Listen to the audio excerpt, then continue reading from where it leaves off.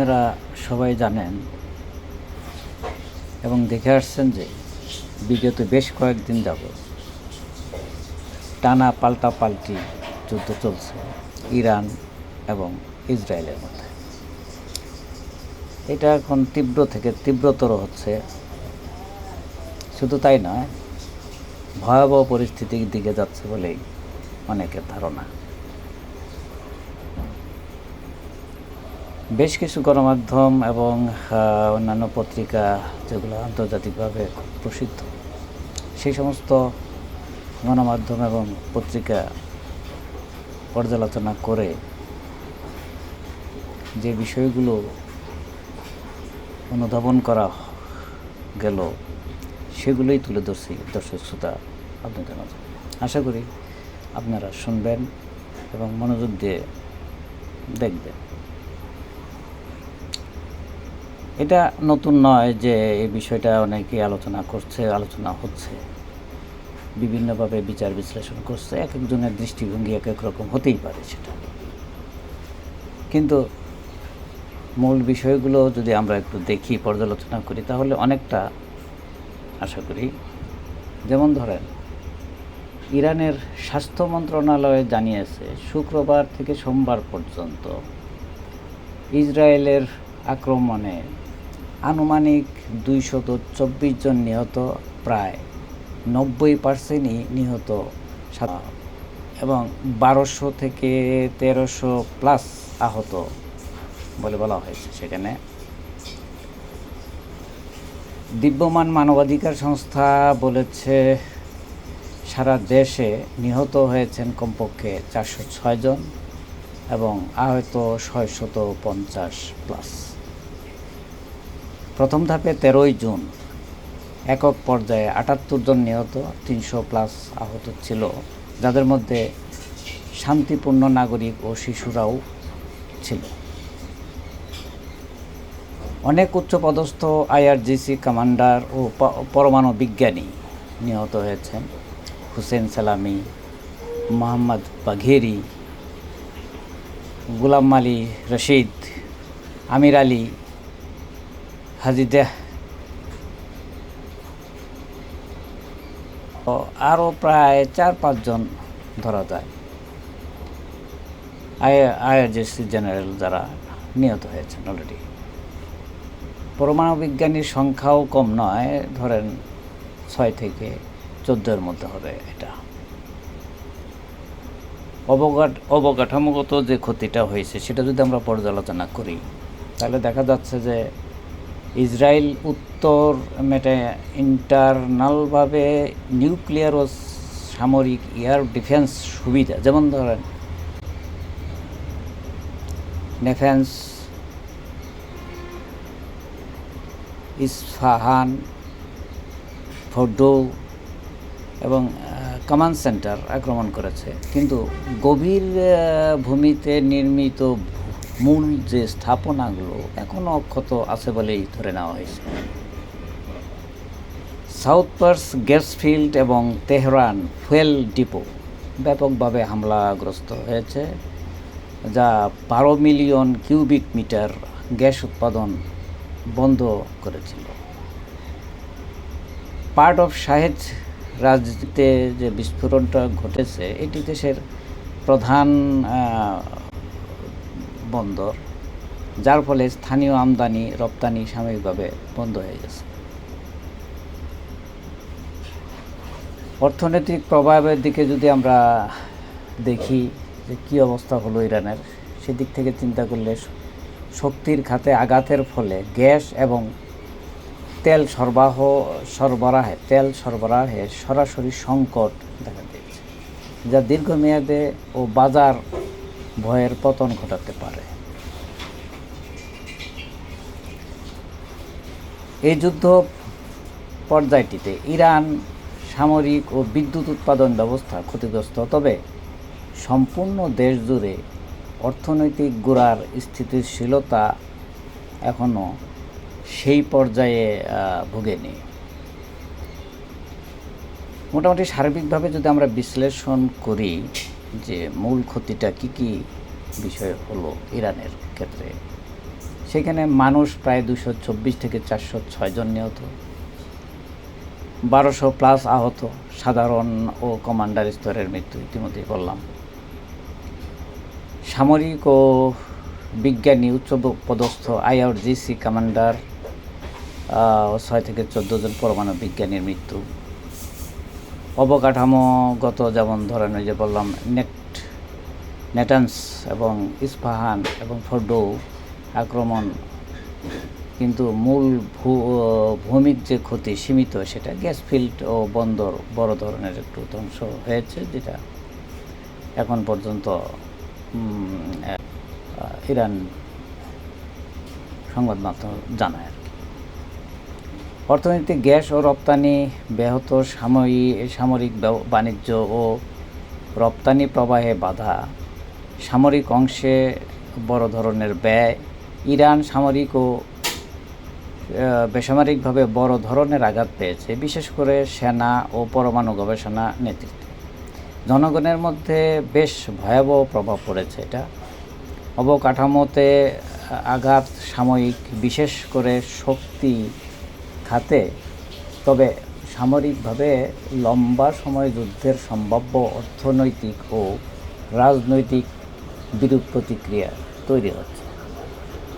দেখুন, ইরানের যে ক্ষতিটা হয়েছে সেটা যদি বলা হয় যে এত ব্যাপক ক্ষতি হওয়ার পিছনে মূলত কারণটা হলো দেশের অভ্যন্তরে তাদের যে শত্রু রয়েছে, ইসরায়েলের মোসাদের গোয়েন্দা সংস্থা বিশেষ করে এখানে ইনভলভ হয়েছে, ভিতর থেকে যে ক্ষতিটা করছে, এটা মূলত ইরানের জন্য বিষয় এবং ভয়াবহ বিষয়, এবং সেটার থেকে সেরে উঠতে তাদের একটু কষ্ট হচ্ছে এবং দ্রুত সেরে উঠছে, এটা একটা আশ্চর্যকর বিষয়। যদিও তারা দ্রুতই প্রতিক্রিয়া দেখাচ্ছে এখন পর্যন্ত এবং চলছে, আজ পর্যন্ত যতটুকু জানলাম এখন পর্যন্ত তাদের থেমে নেই, তাদের অব্যাহতভাবে তারা তাদের প্রতিক্রিয়া জানাচ্ছে তাদের শক্তিমাত্রা অনুযায়ী। এখন পর্যন্ত যে শক্তিমত্তা তাদের দেখানো হয়েছে তাতে পরিবেশটা ভীতিকরই বটে। এর সাথে এসেছে হলো পাকিস্তান, একটা পারমাণবিক শক্তিধর দেশ, তার সাথে চীন এবং রাশিয়ার যে ইরানের সাথে যে একটা ক্লোজ সম্পর্ক আছে, বা সেটা কিন্তু ধীরে ধীরে ভালোই প্রতীয়মান হচ্ছে। তারা ইরানের পক্ষে কথা বলছে। মধ্যপ্রাচ্যে অন্যান্য যে দেশগুলো, আরব দেশগুলো, সেগুলো সতর্ক প্রতিক্রিয়া জানাচ্ছে, যদিও সক্রিয় অংশগ্রহণে এখনও কেউ নেই।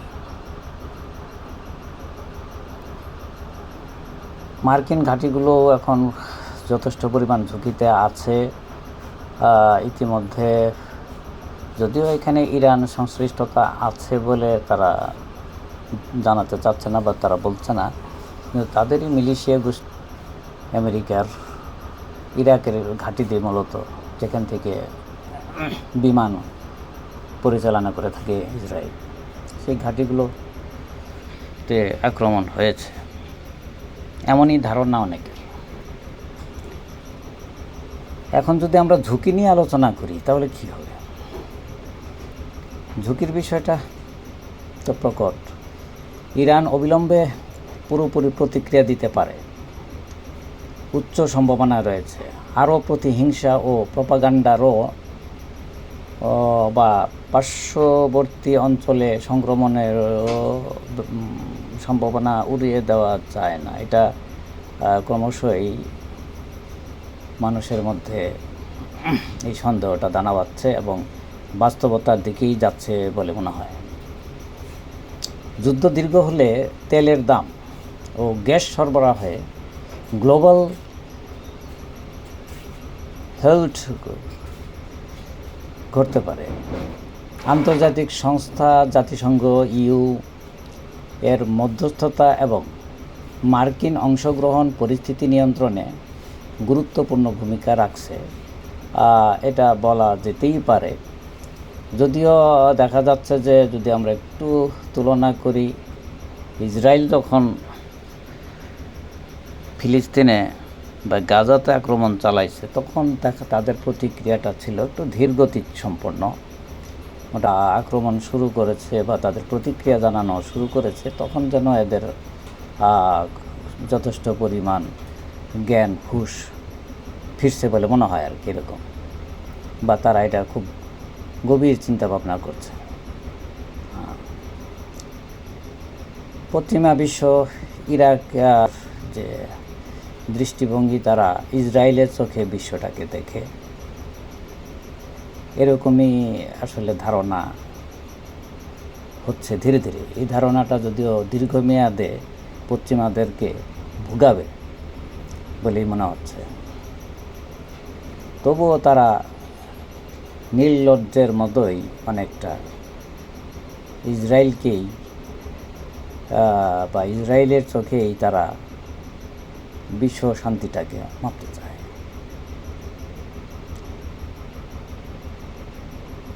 মূলত এখানেই সমস্যাটার সূচনা। অন্যান্য বিশ্বের মধ্যে রাশিয়া, চীন, বিশেষ করে এশিয়ার মধ্যে এরা প্রভাবশালী দেশ, এই কথাটা মেনে নিতে পশ্চিমা বিশ্বের কিছুটা বলতে গেলে কষ্ট হয় আর কি। এটা তারা মেনে নিতে পারছে না। একচ্ছত্রভাবে এতদিন তারা শাসন করে আসছে, তাদের কথায় পৃথিবীর সব দেশ চলছে। এটা মূলত আমেরিকার যে বা পশ্চিমা বিশ্বের যে মানে আশঙ্কা যে ইরান যদি শক্তিশালী হয় বা তার প্রক্সি গ্রুপগুলো যদি শক্তিশালী হয়, সেই ক্ষেত্রে তাদের প্রভাব কমবে স্বাভাবিকভাবে। তার মধ্যে সবচেয়ে বড় ভীতিকর বিষয় হলো ডলারের পতন হওয়া বিষয়টা। এটা গভীর চিন্তায় ফেলেছে বিশেষ করে পশ্চিমা বিশ্বদের। এতে তারা শক্তিহীন হয়ে পড়ছে ধীরে ধীরে। এমত অবস্থায় তারই ধারাবাহিক কৌশল হিসাবে কেউ ইসরায়েলের সাথে নাই, তবে পশ্চিমা বিশ্ব সকলেই সক্রিয়ভাবেই আছে, এরকম একটা অবস্থার পরিস্থিতিতে তারা চলছে। ইসরায়েলকে সামরিকভাবে, তারপরে টেকনোলজি দিয়ে, তারপর বিভিন্ন এবং সক্রিয় সাপোর্ট দিয়ে তাকে মোটামুটি একটা সারা বিশ্বে স্ট্যান্ডার্ড শক্তিধর রাষ্ট্র হিসাবে পশ্চিমা বিশ্ব দেখাতে চাচ্ছে, শক্তির প্রতীক হিসাবে, পশ্চিমা বিশ্বের শক্তির প্রতীক হিসাবে তাদের ইসরায়েলকে প্রতিষ্ঠিত করতে যাচ্ছে। এই বিষয়টি আবার এশিয়ার যারা আছেন, চীন তার সেই একক শক্তিকে চ্যালেঞ্জ করছে এবং সক্রিয়ভাবে সেটার চ্যালেঞ্জ করছে, এরকম প্রতীয়মান হয় বা হচ্ছে।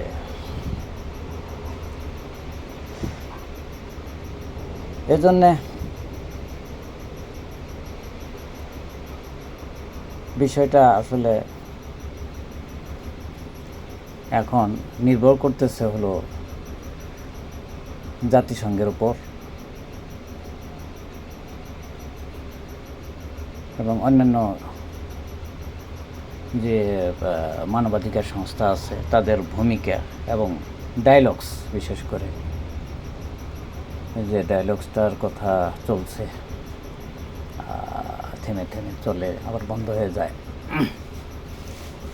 বিশেষ করে ডায়ালগের মূল উদ্দেশ্য হলো ইরানের পারমাণবিক যে উত্থান সেটা যাতে ঠেকানো যায়।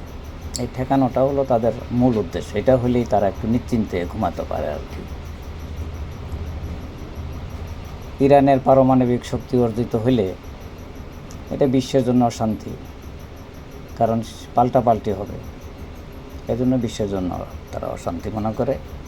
ইসরায়েলের হইলে যদিও তারা তা মনে করে না, কারণ হলো ইসরায়েলের হইলে পশ্চিমা বিশ্বর শক্তিমত্তার উত্থান থাকবে, আর পশ্চিমা বিশ্বের উত্থানে থাকলে পশ্চিমাদের কথায় সব বিশ্ব চলবে, আর কারো কাছে যদি এই পারমাণবিক বোমা না থাকে তাহলে সবাই যদি তার কথা মেনে নেয় তাহলে তো বিশ্ব শান্তিতে আসলো। এই ধরনের একটা একগুঁয়েমি চিন্তাভাবনা থেকেই তাদের একটা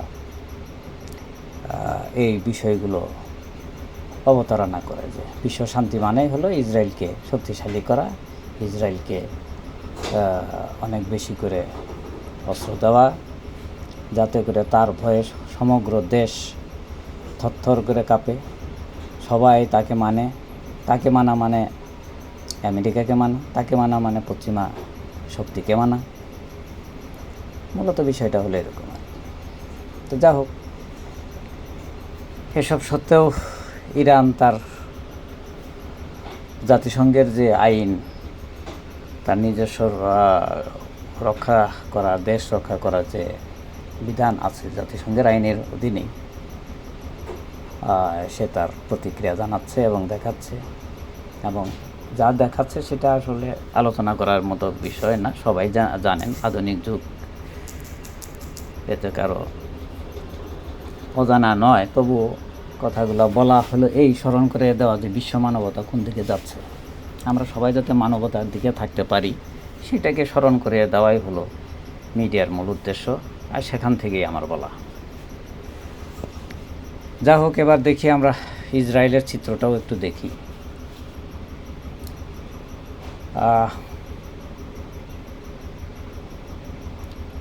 ইসরায়েলের উপর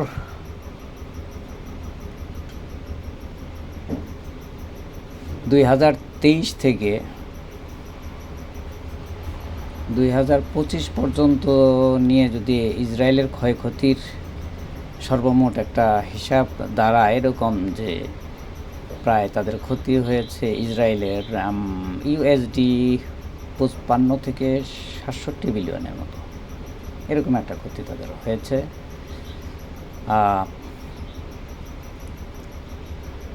তাদের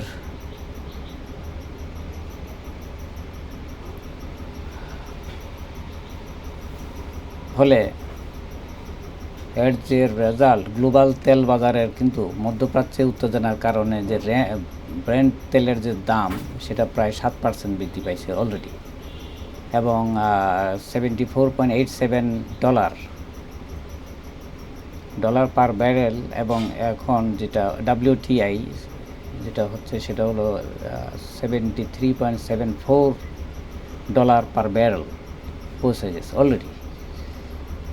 দীর্ঘমেয়াদে সংঘাতের ঝুঁকি থাকলে গ্লোবাল সরবরাহে বিঘ্ন, প্রিমিয়াম বাড়ানোর সম্ভাবনাও রয়েছে। রিজার্ভ ওয়ার্কফোর্স ও প্রাইভেট খাতের উপর চাপের কারণে অর্থনীতি বৃদ্ধির হার 6.5% থেকে 2% থেকে 0.7%-এ নেমে এসেছে ইসরায়েলের ক্ষেত্রে।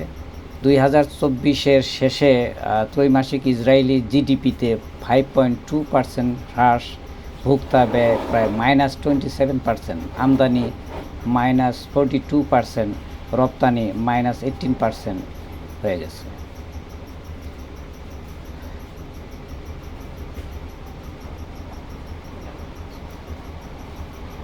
বাজেট ঘাটতি 4 থেকে 9% জিডিপি পর্যন্ত বেড়েছে। সরকারের ঋণ 66% ছাড়িয়েছে ইতিমধ্যেই। তো কাজেই এ থেকে বোঝা যায় ইসরায়েলের যে ক্রমাবনতি, এটা কিন্তু তাদেরকে দীর্ঘমেয়াদে ভোগাবে সন্দেহ নাই। তারা এই যে ঋণের জালে ফেসে যাচ্ছে ধীরে ধীরে, উভয় দেশই, এটা ইরানের জন্য প্রযোজ্য এবং কি ইসরায়েলের জন্য প্রযোজ্য। উভয় দেশই যুদ্ধের কারণে তাদের সার্বিক যে ক্ষতি, সেই সাথে বিশ্ব অর্থনীতি ও তেলের দাম এর উপর যথেষ্ট পরিমাণ প্রভাব পড়বে, এতে কোনো প্রকার সন্দেহ নাই, এটা নিশ্চিতভাবে বলা যায়। তো এ থেকে উত্তরণে আন্তর্জাতিক মধ্যস্থতা যেমন G7 বা জাতিসংঘ চেষ্টা চালাচ্ছে, অত্যন্ত ধীর গতিতে। ইরানের আক্রমণের পর থেকেও সেটা এই গতিটা একটু বাড়ছে, কারণ এটা দেখতে পাচ্ছে যে আসলে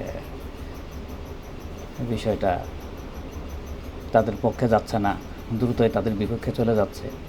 এই জন্য এখন মান সম্মান রক্ষাতে যতটুকু সম্ভব এখন দ্রুত করবে এরা। দ্রুত প্রতিক্রিয়া না হলে এদের কাজ দ্রুত হয় না। একতরফা প্রতিক্রিয়া হলে তারা চোখ বন্ধ করে থাকে, বিশেষ করে ইসরায়েলের ক্ষেত্রে। আর যখন পাল্টা প্রতিক্রিয়া হয় এবং সেটা যদি শক্তিশালী হয়, সেই ক্ষেত্রে তড়িঘড়ি করে দ্রুত আন্তর্জাতিক সব মাধ্যমগুলো, আন্তর্জাতিক সমস্ত সংস্থাগুলো সক্রিয় হয়ে ওঠে এবং দ্রুততার সাথেই তার গুরুত্বটা বুঝতে পারে। এই হলো সার্বিক পরিস্থিতি।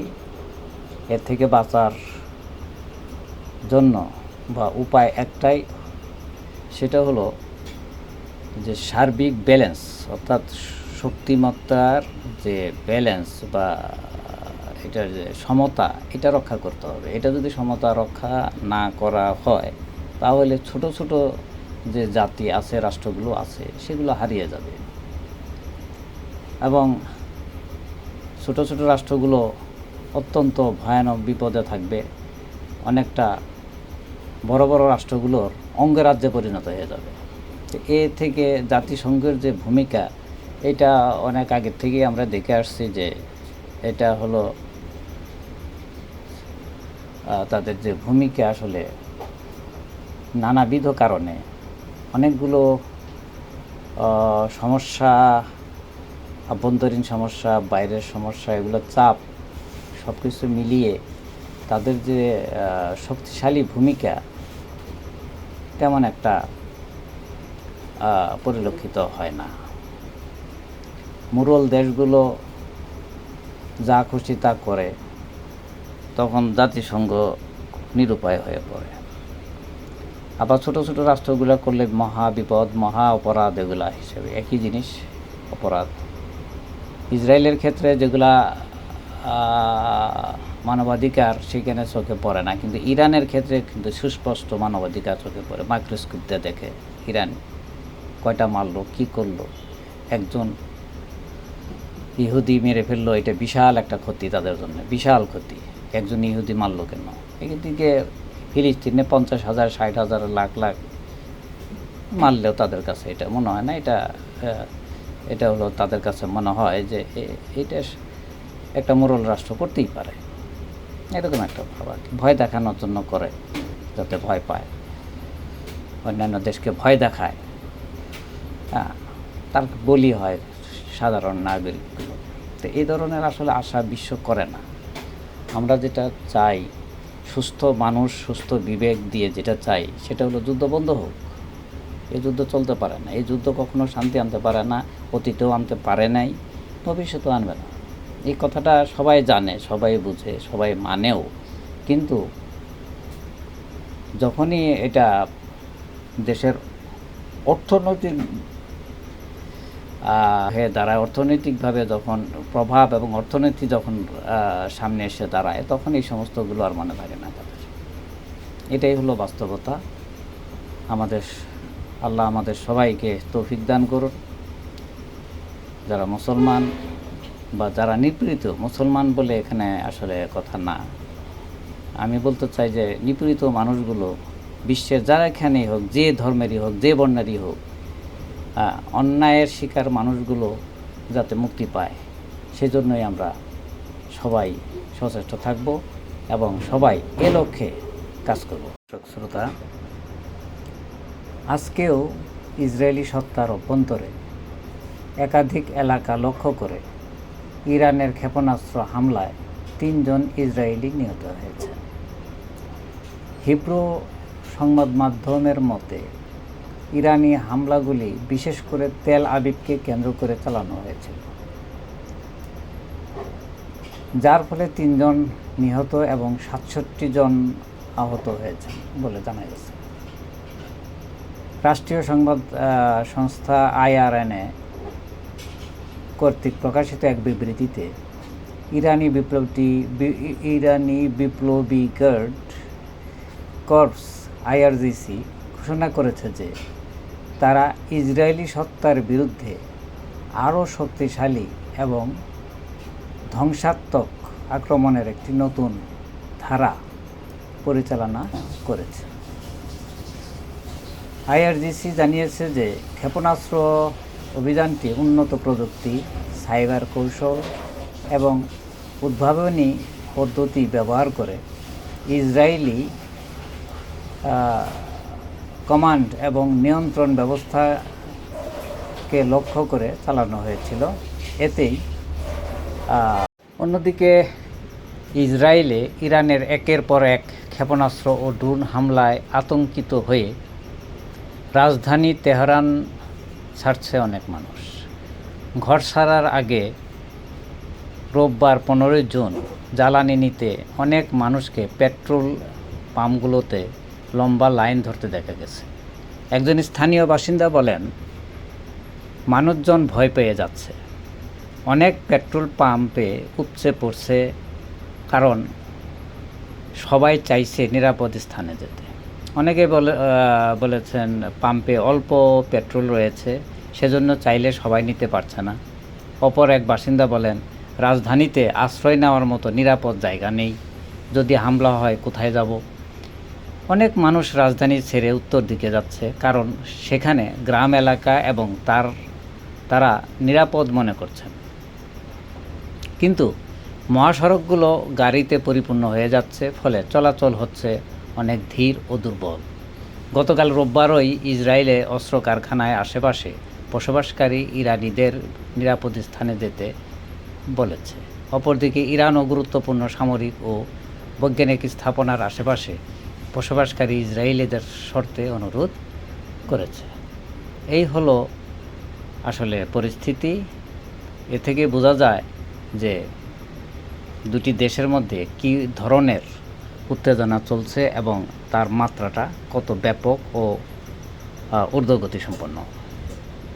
এই জন্য বলা যে আমরা সবাই যেন সচেতন হই এবং এই যুদ্ধ যাতে কিভাবে বন্ধ করা যায় সেদিকে আমাদের সকলকেই এখন মনোযোগ দেওয়া উচিত। অন্যথায় একটা মহাবিপর্যয়ে পড়বে এই বিশ্ব, কোনো সন্দেহ নাই।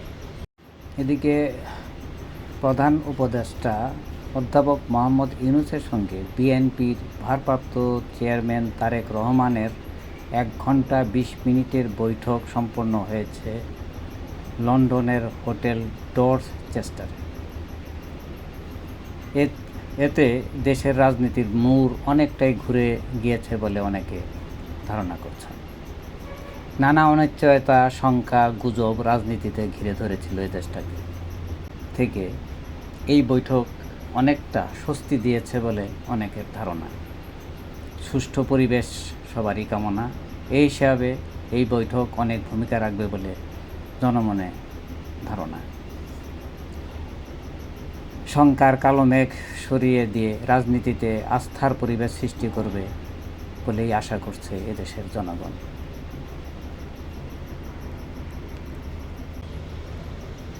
ধন্যবাদ।